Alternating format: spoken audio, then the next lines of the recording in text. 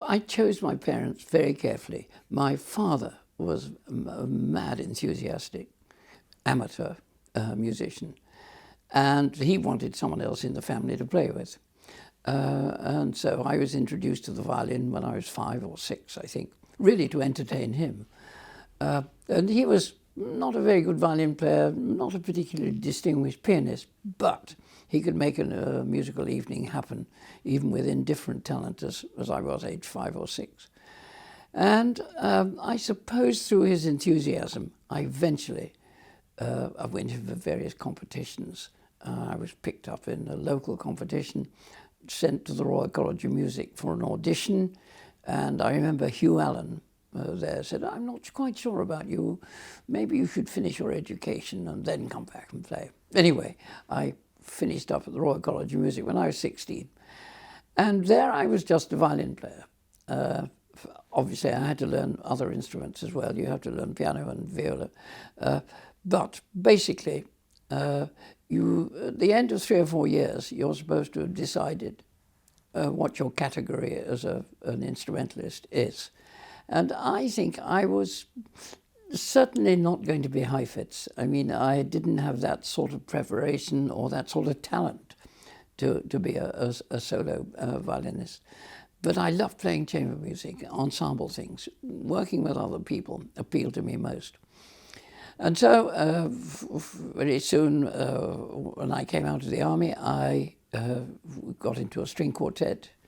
But of course, you don't earn a fortune in a string quartet in the early years anyway. And so I had to back it up by playing in orchestras. In those days, it was quite easy to be an extra in the London orchestras because so many of their players were off in the army or in the Air Force or somewhere. And so I was able to play at the back desk of the London Symphony Orchestra for things like a promenade concert with Henry Wood conducting. Extraordinary days because the program lasted about 4 hours and you had 1 3-hour rehearsal for it. So you had to keep your wits about you, generally speaking, particularly during the concertos. And then sooner or later, I think when I got married, I decided I had to earn a living. So I joined the Symphony Orchestra, joined the London Symphony Orchestra, and really enjoyed my early years enormously, playing with great conductors. But I suppose after 2 or 3 years, quite a few of us within the orchestra, we were all about the same age, we were in our early 20s, we decided we needed more individual responsibility for the music. Being part of an orchestra is very exciting for the moments when it happens, but you do at the back of your mind feel that perhaps you would like a little bit more individual input into the product. And so in those years, half a dozen of us used to come back here into this drawing room and just play music for fun. And we were able to talk about it. We were able to discuss it. Everything we said was developing really an embryonic academy. We didn't know at that time. We were just doing this for fun. For 2 years, we just met for fun. And at the end of 2 years, I think we talked ourselves into a sort of style of playing. We were only all string players with a continuo piano. But we knew exactly what sort of noise we wanted to make. And that was really the beginning of the academy. Because my father was also an amateur conductor, I'd come into contact with quite a lot of Mozart, even before I went to the Royal College of Music. There I concentrated really on, I suppose, chamber music. It was really with the quartet that we played mostly Mozart then. But in some extraordinary way, I think that when we were asked to play it at concerts, the style that we talked about for so many couple of years suited the Mozart style. At that time, it was before, there's this enormous gap between, I suppose, scholarship and performance. And so there are many ideas about the way that you perform music of that period. But the Academy style at that time was clean, had vitality, and it just particularly suited the soloists that played with us. they were rather attracted to that sort of sound we were making. And then, of course, the record industry intervened, because as soon as we started making records, we started, first of all, with the small string ensembles, Albi Castro, Albinoni, Avison, Vivaldi, the early people, the ice cream merchants, we used to call them. But we did realize that perhaps we got more pleasure out of it than our audience. There wasn't a great audience for music of that period at that time. But once the record industry became interested and they wanted their catalogue to get bigger, then they started asking for particular composers. And we covered a great deal of ground in the end of the 17th and 18th century, the composers there. When it came to Mozart, immediately the character of the orchestra began to change, because first of all, it's not only strings. Once you've done the Salzburg symphonies with Mozart, you're looking for wind instruments to back you up. So once we'd embarked on recording for the record companies, then we became a little bit more firmly identified as sort of not particularly spectacular, but very useful performers of that repertoire. And because not many other people were doing it at the time, we became singularly interesting to many concert promoters. When we made the film Amadeus, although it was by no means a documentary, it was just a fantasy that Peter Schaffer had put together. It's a very good play. But you began to get a little bit of taste for the sort of life that Mozart lived, the reality of it. We all knew about it, his poverty and his problems of personality. But the film, when we were working on it, gave us a little bit more intensity about our feeling about what Mozart was really like. And it was liberating in a way that we began to play the way we thought he would like to hear it. Sometimes if you're just too particular with performing styles of that period, it tends to thin out the emotional quality of the music. We wanted to play music the way we felt it, and the way we thought Mozart himself would have felt it or wanted to hear it. He wanted to extrovert performances and not in any way inhibited. You're conducting Mozart's 20th piano concerto on Tuesday with Murray as soloist. How do you think your approach to the music or performance of the music has changed in the time you've been conducting? Well, I think when you work with artists like Murray, that he brings so much of himself there too. And I always feel our obligation as a conductor is to wrap around the orchestra, around the soloist performance. You don't try to influence the soloist thinking. I mean, he's been learning this piece for 30 years. And in 2 rehearsals, you don't suddenly sort of try to insinuate any of your own too positive thoughts. The orchestra reacts very quickly to a sensitive artist like that. They know exactly what he's aiming for. And I think it's their ability to adjust so quickly that makes my conducting life so much easier. That's a very modest thing to say and a very modest approach, of course. There are a lot of conductors who wouldn't dream of saying what you've just said. They'd like to put their own impression on it, wouldn't they? But this is characteristic of you, isn't it? Well, I don't... with a symphony, it's different. With a symphony, it is your responsibility. With an artist like Murray, who is so winning, I mean, his personality and his music is so structured and so positive that you can't help it. You can't help getting involved. So let's talk a little bit more about the Academy now and having formed it. And you as you said, you were sort of forming you were sort of adapting the group to the music that you ended up playing. But at what point did you realise that you had something quite special there, something unique?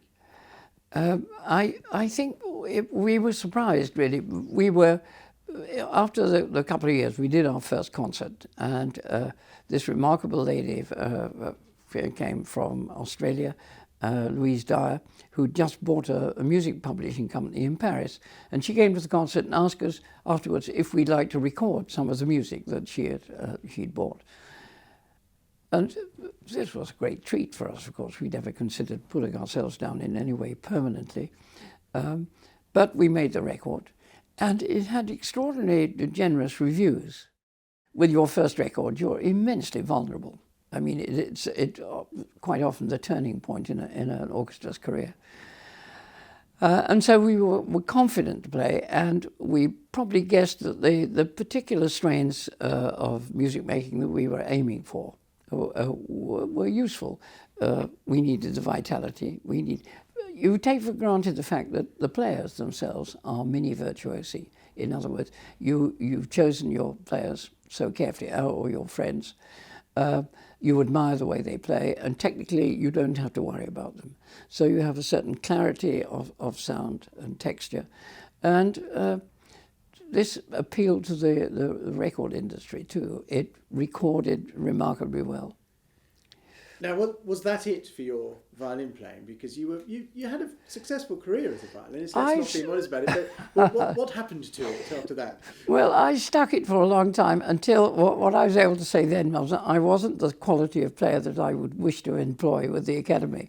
In a way, it's the instrument haunts you because it's hanging around your neck on a daily basis. If you don't practice, if you don't keep up the standard that you're trying to achieve, then it really it's like an albatross around your neck. You know, it really does upset your life. And there comes a time when I realized that I was surrounded by much better players than me. But it was not the reason that I started conducting. I still had to earn a living as a violin player, because when you start conducting, you're not exactly in demand rather quickly. And it wasn't until I went to America to start the Los Angeles Chamber Orchestra that I was able to leave the violin in England and just take the baton. Tell me a little bit about your conducting mentors, I mean, particularly Monteur, but also perhaps you mentioned Henry Wood before, but observe the conductors that you observed from the fiddle section and who inspired you in that way. I think the first one really to make an impression was Joseph Cripps. He came to the London Symphony Orchestra. In those days, the London Symphony Orchestra was very much a one rehearsal orchestra. You gave you had a rehearsal in the morning and did a concert in the afternoon. These were Saturdays and Sundays, because the LSO had not achieved its eminence that he has nowadays. It was very much a working bunch of musicians who got together to play symphonic music. It had a good history, but it had nothing of the flamboyant sort of image that it has nowadays. But Joseph Cripps suddenly came as principal conductor of the London Symphony Orchestra, bringing with him a lot of the atmosphere, the expertise that he brought from Vienna. And for the first time, I began to feel that when he was playing classical music, particularly Beethoven and Mozart, that he had a different effect on the orchestra. He managed to make it a little more seamless all the time. And he was the first person I admired. I think his control over such a large body of strings that didn't really sort of work for 2 years to make a positive sound, as we had done.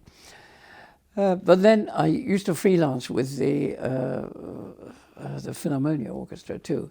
Philharmonia in those days was, I suppose, the champion of the orchestras in England. Walter Legg had brought together all the best symphonic players that he could find in the country. He stole them from every orchestra, and they came very willingly, because not only was he forming a great orchestra, but he had the EMI studios behind him to record anything that he wanted to do. And so not only players joined willingly, but conductors came. And of course, he had people like, Karajan really became their senior, I suppose, personality. But I was invited to go along when Toscanini came to do a Brahms cycle. Extraordinary experience when you find a gentleman of that age not seeing particularly well, not hearing particularly well, but all he had to do was to raise his hand, and there was a tension within the group that was unbelievable. I looked at all these experienced people around me, these players, and they were literally showing their nervous disposition rather shamelessly. He was great. I mean, he achieved such a sound from the orchestra. And Furtwängler came too. I remember he did some piano recordings, I think, in the studio. And I remember being impressed because Walter Legg had to come and ask Furtwängler if he would take the movement a little quicker because he couldn't get it on the record. In those days, they were 78s, so they were very early recordings. And I suppose they all influenced me, but the one who eventually kick-started me was Pierre Monteux. He was the principal conductor of the London Symphony Orchestra. He came to one of our early concerts with the Academy, and I, in those days, was playing and waving and doing my stuff. And he said, yes, Neville, it was not bad, it's really quite good, but why don't you stand up and conduct like a man, properly, you know? And I said, well, you know, that's the way the Academy works, that we're directed from the concertmaster's seat. And he said, well, if you like, you come to my conducting school in America. So, of course, then the bait was there, and the poison was in the blood, I suppose. As soon as you pick up a baton with this sort of authority, your attitude, it changes. On both sides, of course, the orchestra has a different attitude to you then, because you're no longer one of them, you're one of the others. I suppose that the composer I got to know best while I was working was Michael Tippett.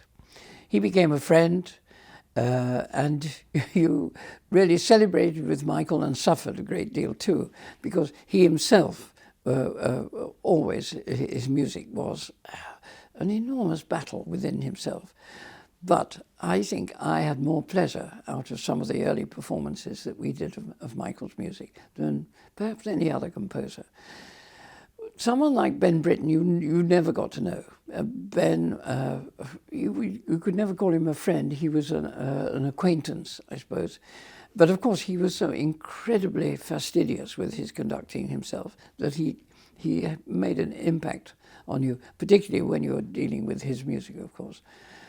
I suppose Willie Walton, I loved Willie, but by the time I knew William, he said he's too old to write any more music. He said, I've done it all. And so I took him to the Ritz, I remember, and opened a very large bottle of champagne.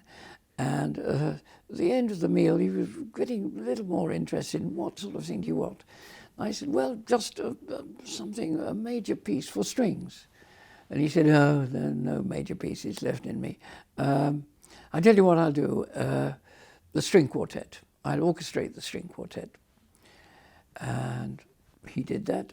Well, I don't think he did it. I think he farmed it out to people like Malcolm Arnold to do the orchestration. But he did produce a piece, and it's written for the Academy, which is quite a triumph to have a major composer write a work for you. And I suppose Vaughan Williams I only saw from afar, really. When he came to London Symphony concerts, generally speaking, he would crouch at the back of the rehearsal and grunt occasionally, but he never really believed his music was wonderful, and you had to persuade him that it was really something special. Great old man, though. In the concert, you are conducting the Enigma Variations, of course. Why did you choose that piece in particular? Tell me about that. Well, I felt quite strongly about Elgar. As a student, I was a pupil at the Royal College of Music with W.H. Reid. Billy Reid, who used to be the concertmaster of the London Symphony Orchestra, great personal friend of Elgar, wrote a book about his life with Elgar, and also virtually persuaded me that he wrote most of the violin concerto. He used to bring some of the copies of the manuscript to the lessons when he was teaching me. And he said, I wrote that, and that was his fingering. So, but I was very, very close. And in a way, then the Three Choirs Festival, when you play at the Three Choirs Festival, you always feel this is Elgar territory somehow. And this felt very comfortable for me. And I suppose over the years, I've really enjoyed working at Elgar's piece. Unfortunately, not too many pieces written for the Academy-size orchestra. But the symphonic works are unbelievably satisfying somehow. The First Symphony. But I think as a sort of celebration piece, it's in a way it's talking about my friends as well as Elgar's friends. You know, the orchestra is here tonight. These are many of them, a lot of my old friends, and I'd like to remember this concert as a sort of meeting of friends too. So Enigma Variations suits us very well. Well, let's talk about those friends within. People are coming back for this concert, aren't they? Especially, there are various faces that are going to be looking at you. Yes. That mean something to you, aren't there? Yes, there are. Well, the Academy is a funny institution. Some people have been with us for 20, 30 years. Some people have been with us for 20 minutes. We're very selective about who comes and who stays. It is taken for granted that they are all great instrumentalists when they come. But there comes a time, for instance, nowadays that the recording industry is minimal, really. We don't spend much time in London anymore. The orchestra has to go on tour.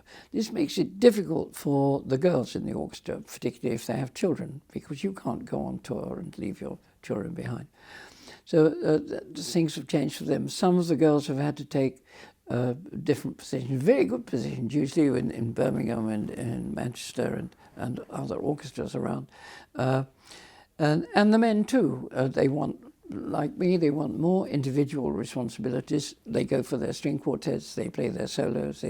So these are personalities who have been with us, served wonderfully well, but then had to make a decision about the rest of their life.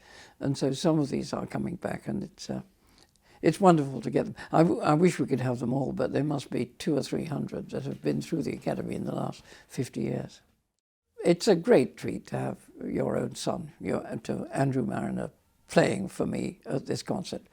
Generally speaking, if you're playing with him when he's playing a concerto, you never have a more nervous night in your life. I don't know, it's wanting him to do well, that you virtually forget your own responsibilities sometimes. But it's such a pleasure, and he's such a more accomplished musician than ever I was. I mean, he's come such a wonderful route. He's come through King's Singers in Cambridge, you know, when he was as a King's College Choir. And then he went to Canterbury, then he went to Oxford, then he went to Germany to study. I mean, he's so much more rounded. By the time he was 10 or 12, with the choir in Cambridge, he'd done recordings, he'd done television productions, he'd done concerts, he'd done tours. I mean, I had to wait until I was 20 before I'd done any of those things.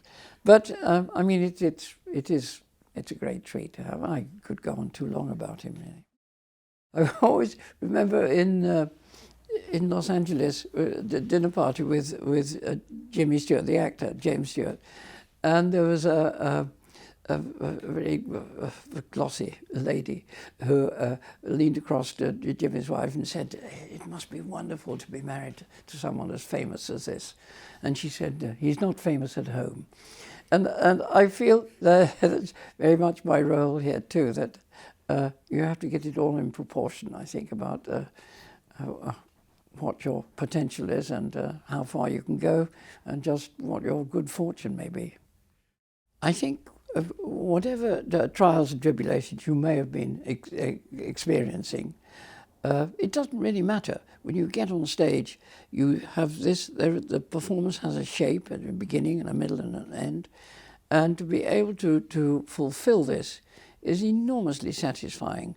In a way, the amount of energy you use is up to you. I remember that Monte, when he was teaching me, hated what he called choreographobantic conductors, which were, their arms were usually somewhere miles above their head. And he said that may entertain the audience, but it doesn't help the orchestra.